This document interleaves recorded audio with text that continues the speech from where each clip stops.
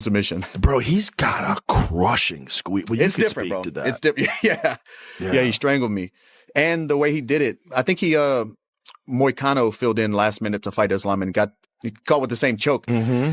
It's kind of like a Darce choke, but he locks it forearm. Yeah. He doesn't go to the bicep. I know. And the squeeze is different. He's pulling to his chest. It's not like a angle squeeze. It's different. So the defense is different. When I got my legs out and tried to walk around, he hooked my leg, but like the squeeze is completely different.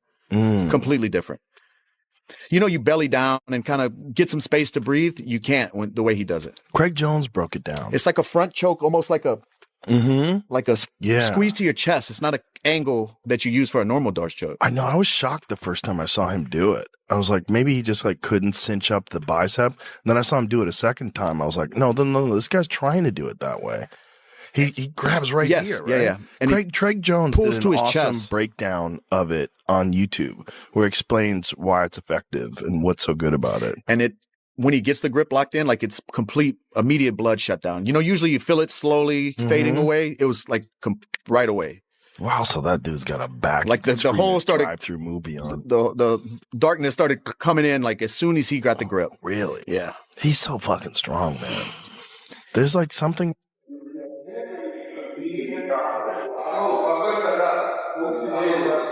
Что не говоришь, что я опаздываю? 17:30, видишь, нет еще.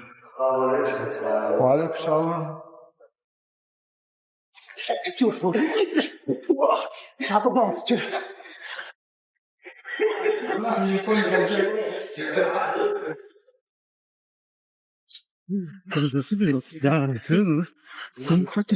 Таир, бала, ну что за дела же? Вая, Таир, эй! Сейф, штраф что надо? Отжимание. Железно. Давай 50 отжиманий. Нет, иди, я разберусь. Я хочу посмотреть, нет, иди, разберусь. если я опоздал, бы меня не оставил. Хорошо, Таир, Таир, давай отжимание. иди сюда. А что ты еще как будто на прогулку идешь, опоздал, а? Я не опоздал, во-первых. Как не опоздал? Опоздал, брат. Не. Сегодня у нас день борьбы проводяков. Честно говоря, сегодня можно было просто поиграться. Игры сделать и все, отдохнуть. Утром тяжелая тренировка была.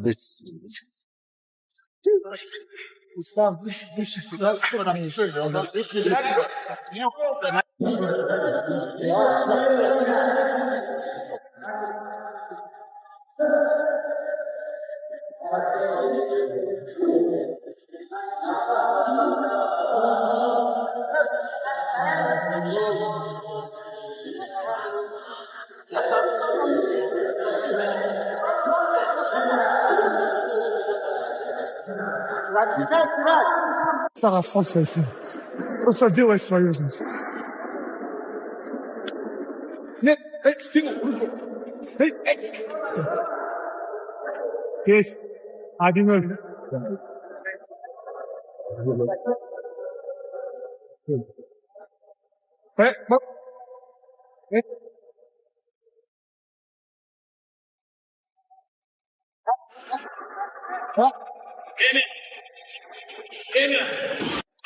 And now when it comes to this fight, because like I said at the top of the video, I actually think Ian Gary has a really good chance in this fight. And it pains me to say that as someone that, again, I need to stress this. I fucking hate Ian Gary. Have I mentioned that in this video?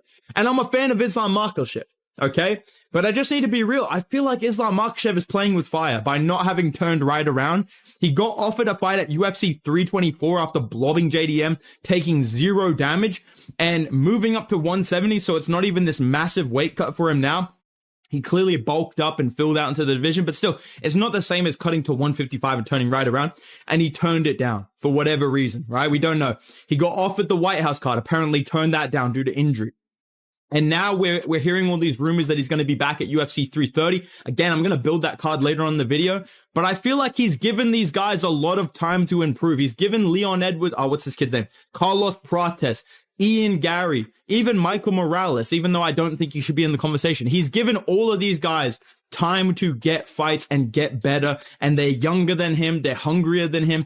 And the biggest thing for me that concerns me about Islam Makhachev in this division is I feel like I'm seeing a pattern right now in the weight class, and I'm going to point it out to you. And actually, it makes me sad to accept this as a JDM fan, but There is just a certain build that is dominating this weight class right now, and it is the tall, lanky, well-rounded strikers.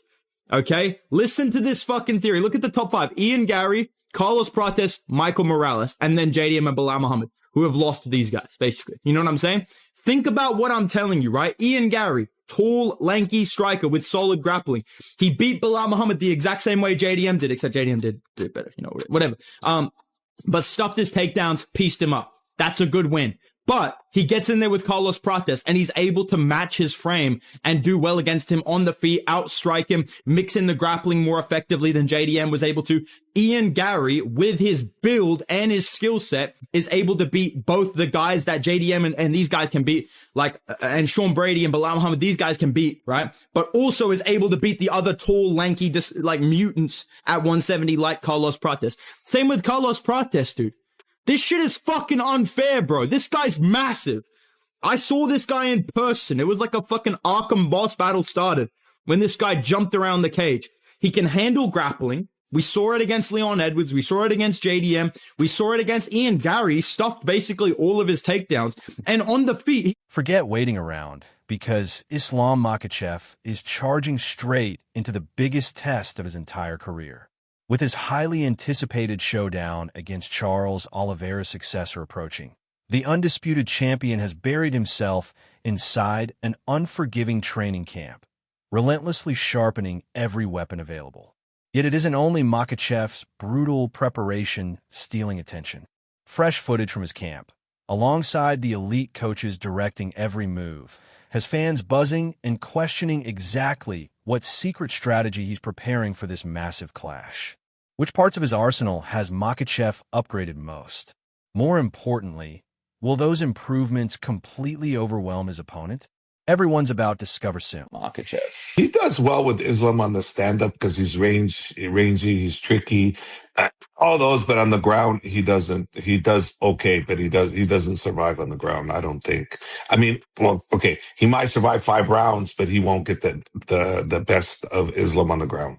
That I'm 100% sure about that. On the stand-up, he's pretty tricky. So one punch can change everything on that. One kick, one punch, one knee, you know, so that's a different story. But on the ground, I don't see him dominating. I see him surviving possibly. So yeah, I could see that. But, and then the takedown defense that he has is decent, but not great enough to stop Islam from taking him down. But again, you know, sometimes we'll go in there and we'll decide that we're going to do this with Islam. And next thing you know, next round we'll say, okay, take him down now. Or next thing you know, next round we'll go stand up because he's that good. Announce Islam versus Ian Gary. My initial take on this was, oh man, it's who's going to beat Islam? You need a guy that has that one-shot knockout power who's going to catch him. Nobody's beating Islam by decision. But in what we've seen this year with Strickland, Hamzat, Justin, Ilya, all these crazy upsets, buddy, I'm not counting Ian out. I'm not counting him out. No way. No. Ian Machado Gary, I mean, he's talented as all fuck. I'm not one of those guys who's just going to jump on Islam and glaze him. Like hell no. That's a great fight. You have the 170 pulled up. When you and I have spoken about Islam Makhachev versus Ian Machado Gary, what do you make of that matchup? That's a great fight. Look, it's a great fight. Ian Gary for a long time has been saying that, you know, he is the future. Obviously, it's his nickname. Like, he sees himself as being there with the belt. He's visualized it, but now he's got Makhachev in the division. And I mean, Makhachev's got the kryptonite for every single person in the division. No matter where the fight goes, he's got the skills to challenge you and to cause you issues. Like, of course, since Ian Gary's, you know, been spending time in Brazil, been working on his jiu-jitsu, he's going to be far more confident in his ground game. But at the same time, like, I don't know if you're going to be able to replicate what Islam Makhachev can do to you. I think you would have to be in the wrestling room in Dagestan to really feel that kind of pressure. And what you got to remember is, like, that room right now, we keep signing a bunch of guys from Khabib's team. They're all like cookie cutter versions of each other. They're all lethal. They've all got great wrestling. They've all got that pressure style with good punching and kicking now. You know what I mean? Like, there's a really elite level in that gym. and Makhachev's at the top of that pile. Like, everybody in that gym is working towards where he is, and everybody in that gym's a killer. Like, I just don't know if you're going to be able to find the same kind of look that you're going to need to be able to deal with Makhachev. And I think now he's moved up to welterweight. I just think... Believe it or not, Islam Makhachev never forgets who truly shaped his incredible rise. Whenever he reflects on the biggest influences behind his success, Khabib Nurmagomedov always tops the list. For Makhachev, everything goes far beyond championship belts and unforgettable victories inside the octagon, centering instead on their lifelong bond. He remembers they grew up only a few hundred meters apart, constantly training side by side from an early age. Even now, Makhachev proudly considers Khabib his lifelong idol, despite their age difference and Khabib's remarkable accomplishments throughout the sport. Это зачастую здесь и как. Сначала подерешься и потом уже сдружишься. Не, Хаиб был у нас как. До сих пор старший в зале. Ну, на тот период для меня он был старше. У нас разницы нету 1 день или 2 дня, или он чемпион, или не чемпион. Он был просто старшим, который показывал нам огромный пример. Мы с ним и в школе тренировались. Как ты сказал, мы между собой не дрались, но вместе на разборки ходили там за школу, за кого-то там. И вот так мы и рядом жили. До того, как я попаду в Абдулманапу, у нас дом, наверное, между собой где-то 300-400 метров находился. Я уже его тогда знал. С Хаибом вот так с первого дня у нас был. Everyone thinks Islam Makhachev has already conquered everything, but apparently that still isn't enough. After reaching the absolute pinnacle of his MMA career, he insists his ambition refuses to fade. While many fans believe titles, fame, or wealth power his relentless mindset, Makhachev says the real motivation comes from something far deeper. From the unique atmosphere inside his training camp to the overwhelming pride he derives from pushing himself beyond every limit and achieving greatness. Makhachev has explained the hidden reasons driving his ambition. Instead of merely defending a title, he's determined to continually perform at his best, always remaining atop his game. На первой строчке. Знаете как, это я же всю жизнь этим занимаюсь. И мне просто нравится находиться с командой. Вот сейчас приехали на сборы 30 человек. Вот эта атмосфера, она по-любому и в городе не бывает. Вот эти большинство воспоминаний, то, что у меня есть от сборов, это вот когда мы толпой где-то собирались на какой-то базе, вот тренировались. У меня есть много других тоже воспоминаний. Но это почти все связано с тренировочными сборами где-то с командой. Ну, вот этого я не хочу терять. И мне это до сих пор нравится. Мне нравится, когда я нахожусь в форме. Мне вот не нравится, когда я бываю не в форме. Где-то что-то болит, где-то что-то неохота, утром вставать неохота. Ну вот, когда ты в форме, не знаю, не могу, наверное, объяснить человеку, кто не... So, was Islam Makhachev finally rattled by Ian Gary's non-stop trash talk? Not exactly. The champion responded, but made it crystal clear he has absolutely no interest in playing childish verbal games. According to Makhachev, he only addressed the rumors because staying silent would have let the speculation spiral even further.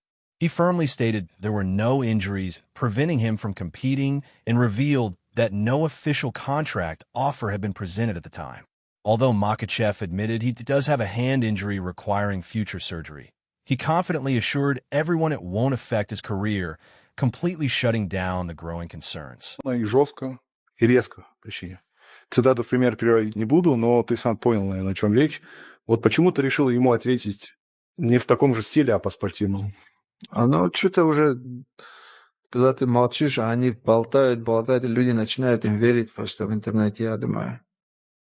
Травма, они уже обо мне переживают, но... Это так не бывает в UFC. Ты захотел, и ты дерешься на следующем турнире. Прими там бой, я приму, но нет уже контракта. Как я приму? Что я приму вообще? Я им так и ответил. Отправьте контракт, я принимаю любой бой. У меня нет никаких травм. У меня есть старая травма руки, но это после завершения моей карьеры я ее буду оперировать. Но сейчас это не причина, что бои какие-то срывались. Я готов, отправляйте контракт. Вот я сегодня на сборах. Я думаю, в июле. Just when a hype around Ian Gary refused to slow down, Islam Makhachev completely poured cold water on it. Taking his breakdown even further, Makhachev explained exactly why he doesn't view Gary as a truly credible threat. He pointed to Gary's fight against Shavkat Rakhmonov, arguing that Gary still hasn't shown he can seriously trouble elite opponents with his striking. Makhachev admitted Gary successfully targeted what looked like a weakness, but Rakhmonov eventually adjusted, recovered, and finished the fight.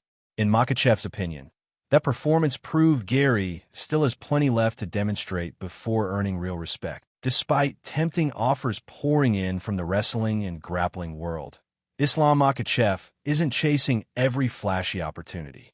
Unlike certain champions eagerly jumping into crossover matchups, Makhachev remains completely locked onto his MMA journey. With a demanding schedule filled with championship fights and grueling training camps, he believes splitting his focus would make absolutely no sense. The champion also insisted that bigger paychecks won't influence his decision whatsoever.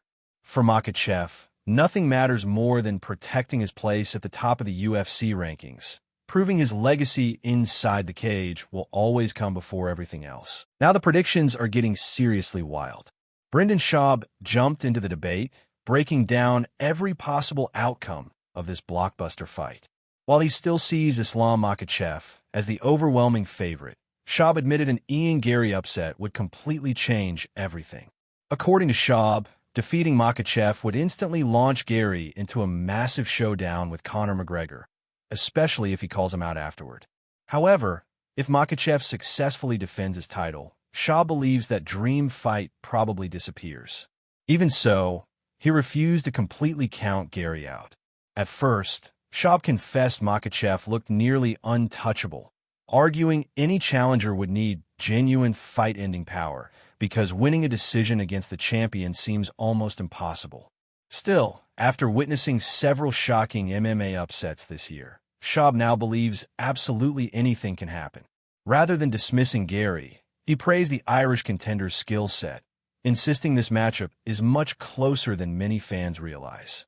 Dan Hardy echoed that excitement, calling it an intriguing challenge, but warned Gary's biggest problem remains Makhachev's complete skill set. Although Hardy acknowledged Gary's major improvements in jiu-jitsu and overall preparation, he insisted nothing truly compares to the relentless pressure Makhachev brings inside the cage. Hardy believes the champion's wrestling, striking, and suffocating control create nightmares for every opponent. He also credited